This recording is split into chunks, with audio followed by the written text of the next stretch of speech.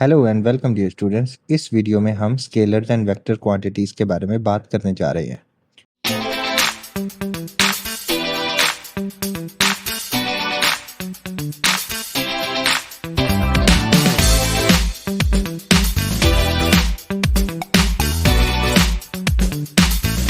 सबसे पहला जो आज का हमारा एसएलओ है वो है 1.4.1 differentiate between scalar and vector quantities. इस बात को समझना बहुत ज़रूरी है कि स्केलर और वेक्टर क्वांटिटीज़ क्या होती हैं और इनमें डिफरेंस क्या है। देखें, फिजिकल क्वांटिटीज़ वो क्वांटिटीज़ होती हैं जो कि मेजरेबल हैं, ये बात हमने डिस्कस कर ली। अब बाज़ फिजिकल क्वांटिटीज़ ऐसी होती हैं जो सिर्फ मेजर की जाती हैं, लेकिन बाज़ क्वांटिटीज़ ऐसी होती हैं जिनको ना सिर्फ ये कि उनको मेजर किया जाता है बल्कि उनका कोई डायरेक्शन भी होता है, और अगर हम उनका डायरेक्शन ना बताएं तो हमारी बात का फुल मीनिंग नहीं बनता है। जैसे मसलन मैं आपसे ये कहूँ, कोई एक पर्सन है, एक्स पर्सन है, वो पोजीशन ए से पोजीशन बी तक वो गया, तो पोजीशन ए से पोजीशन बी तक जाने में उसने कितना फासला तय किया, तो ये होगा उसकी मेजरमेंट होगी। कोई उसने 5 किलोमीटर 7 किलोमीटर उसने कोई डिस्टेंस ट्रैवल किया होगा, तो ये जो 5 7 या जो भी उसका डिस्टेंस होगा ये होगा उसका मैग्नीट्यूड। लेकिन ए पॉइंट से बी पॉइंट तक जो उसकी डिस्प्लेसमेंट हुई, यानी कि जो उसने ए पॉइंट से बी पॉइंट तक जो वो पहुंचा, वो बी पॉइंट किस डायरेक्शन में था, यानी कि वो नॉर्थ की तरफ था, साउथ की तरफ था, किसी एंगल पे था, किस डायरेक्शन में था, उसकी कोई ना कोई जो डिस्प्लेसमेंट हुई है उसका कोई डायरेक्शन जरूर होगा। ए पॉइंट पर जब वो खड़ा था तो वो उसका कह लो कि ओरिजिन था, और जब वो किसी बी पॉइंट पर गया तो वो बी पॉइंट जो है वो किसी नॉर्थ डायरेक्शन में या साउथ में या ईस्ट में या वेस्ट में किसी डायरेक्शन में होगा, तो वो उसका डायरेक्शन होगा। तो बात समझ ये आई कि स्केलर क्वांटिटीज ऐसी क्वांटिटीज होती हैं जिनको जब हम डिस्कस करते हैं, ऐसी फिजिकल क्वांटिटीज होती हैं जिनको जब हम डिस्कस करें तो उनका सिर्फ मैग्नीट्यूड बताने से गुजारा हो जाता है। लेकिन वेक्टर क्वांटिटीज ऐसी क्वांटिटीज होती हैं जिनका मैग्नीट्यूड के साथ उनका डायरेक्शन भी बताना जरूरी होता है। तो ये इनका बुनियादी डिफरेंस है। ये टेबल आपको स्क्रीन पर सामने नजर आ रहा है। इस टेबल में मैंने क्लियरली जो है वो पॉइंट्स डिस्कस कर दिए हैं इनके डिफरेंस के, तो आप इसको जो है वो प्रिपेयर कर सकते हैं। मूविंग ऑन, हमारा दूसरा एसएलओ है 1.4.2 list out various physical quantities as scalar और वेक्टर क्वांटिटीज। इसमें अब क्या करने जा रहे हैं, इसमें मैंने यहाँ पर ये भी मैंने एक टेबल की फॉर्म में मैंने बना दिया है कि मैंने कुछ जो बेसिक फिजिकल क्वांटिटीज़ हैं जो कि मतलब आप डेली लाइफ में सुनते आ रहे हैं या डिस्कस होती है, उनकी मैंने नाम लिख दिए हैं और आगे मैंने यूनिट्स लिख दिए हैं कि किस किस यूनिट में मेजर होता है, और ये भी बता दिया कि स्केलर प्रोडक्ट क्वांटिटीज़ कौन सी हैं और वेक्टर क्वांटिटीज़ कौन सी हैं। तो स्केलर में देखें, डिस्टेंस है, डिस्टेंस के लिए हमें कोई डायरेक्शन नहीं चाहिए होता, डिस्प्लेसमेंट के लिए डायरेक्शन चाहिए होता है। डिस्प्लेसमेंट हमारी किसी एक पॉइंट से दूसरे पॉइंट तक किसी डायरेक्शन में होती है, मतलब नॉर्थ की तरफ गए, साउथ की तरफ गए, ईस्ट की तरफ गए या वेस्ट की तरफ गए। लेकिन जब हम डिस्टेंस की बात करते हैं तो डिस्टेंस सिर्फ हम फासले को कहते हैं कि भाई 7 मीटर या 4 किलोमीटर फासला तय किया। इसी तरह स्पीड भी एक स्केलर क्वांटिटी होती है। स्पीड किसको कहते हैं? स्पीड कहते हैं कि distance covered by a body in some time. ठीक है, कि एक बॉडी है, उसने कुछ खास वक्त में कितना फासला तय किया, उसको हम स्पीड कहते हैं। लेकिन वेलोसिटी क्या होती है? वेलोसिटी होती है rate of change of displacement. एक बॉडी अगर ए पॉइंट से बी पॉइंट तक आई है, उसको आने में कितना टाइम लगा, और ए पॉइंट से बी पॉइंट के दरमियान अगर मैं एक स्ट्रेट लाइन बनाऊं, उस लाइन की मेजरमेंट डिवाइडेड बाय जो टाइम कंज्यूम हुआ ए पॉइंट से बी पॉइंट तक पहुंचने में, यानी कि अगर मैं ए से बी पॉइंट की जो मेजरमेंट है उसको मैं ए से बी पॉइंट तक पहुंचने में जो टाइम लगा उसे डिवाइड कर दूं तो मेरे पास बॉडी की वेलोसिटी आ जाएगी। टाइम भी एक स्केलर क्वांटिटी है, टाइम का भी कोई डायरेक्शन नहीं होता, लेकिन एक्सेलरेशन जो है वो एक वेक्टर क्वांटिटी होती है। टाइम का तो कॉन्सेप्ट क्लियर है। एक्सेलरेशन की भी अगर मैं छोटी सी आपको एक बात बताऊं कि एक्सेलरेशन किसको कहते हैं, तो एक्सेलरेशन कहते हैं किसी भी बॉडी के वेलोसिटी में चेंज आने को, कि यानी कि अगर बॉडी किसी डायरेक्शन में मूव कर रही है, सपोज पहले सेकंड उसने 1 मीटर का डिस्टेंस ट्रेवल किया, अगले सेकंड उसने 2 मीटर, अगला सेकंड 3, एक सेकंड में उसने 1 मीटर की डिस्प्लेसमेंट की। अब अगले सेकंड में उसने 1 मीटर नहीं डिस्प्लेस हुआ, बल्कि अगले सेकंड में वो 2 मीटर डिस्प्लेस हुआ, यानी कि जो उसने टोटल फासला तय किया वो 3 मीटर का हुआ, लेकिन टाइम उसको लगा 2 सेकंड।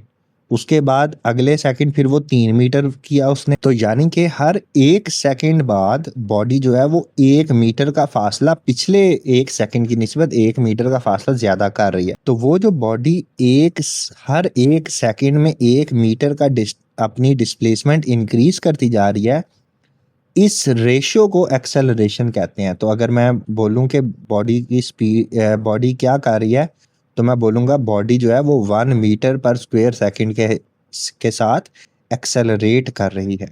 तो किस डायरेक्शन में एक्सेलरेट कर रही है ये भी जरूरी होता है, कि मतलब वो फॉरवर्ड एक्सेलरेशन कर रही है या बैकवर्ड है, अप है, डाउन है। एक्सेलरेशन का भी डायरेक्शन होता है। मैस एक स्केलर क्वांटिटी होती है, मैस का कभी भी कोई डायरेक्शन नहीं होता, लेकिन वेट जो कि एक फोर्स है उसका डायरेक्शन होता है। वेट हमेशा डाउनवर्ड एक्ट करता है, और फोर्स जो है वो हमारा पुश और पुल होता है, वो फोर्स का भी डायरेक्शन होता है, किस डायरेक्शन में फोर्स लग रही है। इसके अलावा अगर कुछ बाकी जनरल टर्म्स की बात करें तो टेम्परेचर है, energy, work, power, volume, density, pressure, ये सारी स्केलर क्वांटिटीज हैं, जबकि momentum, electric field, magnetic field और टॉर्क जो है वो वेक्टर क्वांटिटीज होती हैं। इसके बाद हमारा नेक्स्ट एसएलओ है 1.4.3, describe the head to tail rule of vector addition. देखें, जब हम किसी भी चीज़ को ऐड करते हैं, प्लस करते हैं नॉर्मली, तो हम सीधा करते हैं 1 + 1 = 2। तो स्केलर क्वांटिटीज का सिर्फ मैग्नीट्यूड होता है, लिहाजा उनको ऐड करना बहुत इजी होता है। लेट्स सपोज कि मैं आपको अगर कहूँ कि मेरे पास एक पेंसिल है जिसका मैस है 20 ग्राम, और मेरे पास एक पॉइंटर है जिसका मैस है 15 ग्राम, तो टोटल मैस कितना होगा आप बड़ा इजी करेंगे, 20 + 15 करेंगे and you would give the answer के जनाब 35 ग्राम्स आपके पास टोटल मैस है। तो स्केलर क्वांटिटीज को तो प्लस करना बहुत इजी है, लेकिन वेक्टर क्वांटिटीज में चूंकि मैग्नीट्यूड के साथ डायरेक्शन भी होता है, तो इस वजह से मैग्नीट्यूड प्लस कर लेंगे, लेकिन डायरेक्शन जो है वो भी होगा। तो वेक्टर्स क्वांटिटीज जो होती हैं उनको ऐड करने का एक तरीकाकार होता है, उस तरीका को कहते हैं, उस मेथड को कहते हैं हेड टू टेल रूल। इस हेड टू टेल रूल को अगर समझना है तो बड़ी डिटेल के साथ समझना पड़ेगा। तो हम इधर ग्राफ पेपर पर आते हैं, हमारे पास ये y एक्सिस है और ये x एक्सिस है, ठीक है। सपोज कि हमारे पास एक वेक्टर है जो कि x एक्सिस में, ठीक है, x एक्सिस में किसी एक पॉइंट से शुरू हुआ और x एक्सिस में वो किसी एक सर्टेन वैल्यू तक गया, ठीक है। और उसके बाद आगे क्या होता है, एक कोई दूसरा वेक्टर है उसको हम v2 कह लेते हैं। वो वेक्टर भी जहां से ये पहला वेक्टर खत्म हुआ वहां से उसको शुरू करेंगे और वो वेक्टर y एक्सिस में जनाब इतना गया, ठीक है। ये वाला वेक्टर हो गया v1, ये वाला वेक्टर हो गया v2। Vector v1 x axis में गया, वेक्टर v2 y एक्सिस में गया। तो इस तरह से जब हम वेक्टर को लिखते हैं कि पहले वेक्टर का हेड दूसरे वेक्टर के टेल के साथ जुड़ जाए, अटैच हो जाए, ये देखें, ये टेल के साथ अटैच हो जाए, तो इसको कहते हैं हेड टू टेल रूल, ठीक है। इसको क्या कहेंगे हम, हेड टू टेल रूल। कि पहले का हेड दूसरे के टेल के साथ अटैच हो गया, और वेक्टर्स को प्लस इस तरह करते हैं कि जो वेक्टर होते हैं उनको लिखते हैं, और उनको लिखने के बाद जो रिजल्टेंट वेक्टर होता है वो हमारा रिजल्टेंट वेक्टर होता है कि जो पहले की टेल होती है वहां से शुरू होगा और दूसरे के हेड पे आके ख़त्म हो जाएगा, और इस तरह हमारे पास एक एंगल ट्रायंगल बन जाती है।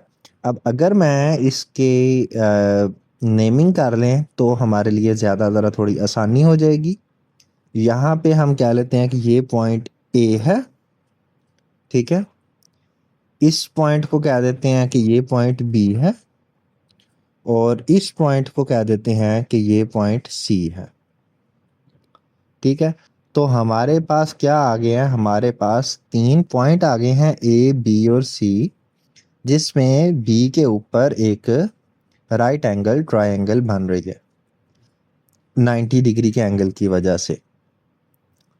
तो हमने 8 क्लास में मैथ की जो बुक पढ़ी थी उसमें एक्सरसाइज 3.1 में हमने पाइथागोरस थ्योरम के बारे में स्टडी किया था। ये वाला जो वेक्टर है, अगर मैं इसको कहूँ वेक्टर v1 और इस वाले वेक्टर को मैं कहूँ वेक्टर v2,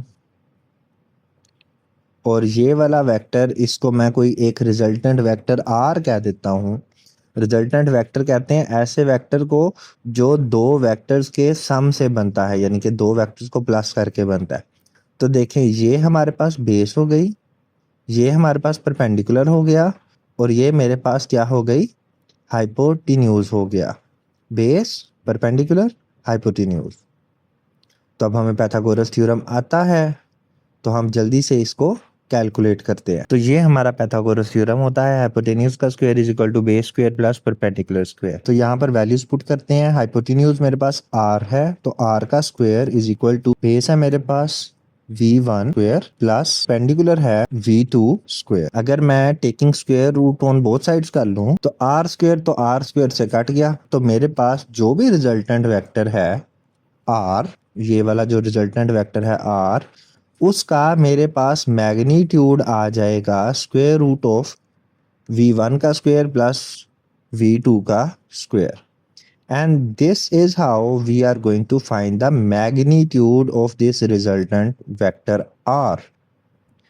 अब अगली वीडियो में हम इसी रिलेशनशिप को यूज करते हुए और इसी हेड टू टेल रूल को यूज करते हुए डिफरेंट प्रॉब्लम्स को देखेंगे और उन प्रॉब्लम्स को सॉल्व करेंगे कि मैग्नीट्यूड हम किस तरह फाइंड कर सकते हैं वेक्टर्स का।